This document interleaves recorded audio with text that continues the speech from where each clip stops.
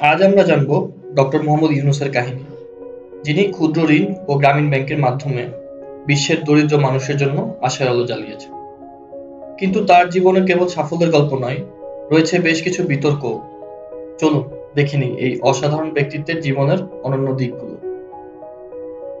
১৯৪০ সালের ২৮ জুন বাংলাদেশের চট্টগ্রামে জন্মগ্রহণ করেন ডক্টর মোহাম্মদ ইউনূস। ছোটবেলা থেকেই তিনি ছিলেন মেধাবী এবং সমাজের জন্য কিছু করার ইচ্ছে ছিল প্রবল। ঢাকা বিশ্ববিদ্যালয়ের অর্থনীতিতে স্নাতক ও স্নাতকোত্তর ডিগ্রি লাভ করার পর তিনি ফুলব্রাইট স্কলারশিপ নিয়ে যুক্তরাষ্ট্রের ভান্ডারবিল্ট বিশ্ববিদ্যালয়ে পড়াশোনা করেন। সেখান থেকেই পিএইচডি ডিগ্রি লাভ করার পর তিনি বাংলাদেশে ফিরে আসেন। ১৯৭৬ সালে বাংলাদেশের ভয়াবহ দুর্ভিক্ষের সময় ডক্টর ইউনূস চাকরগ্রামে একটি ক্ষুদ্র ঋণ প্রকল্প শুরু করেন।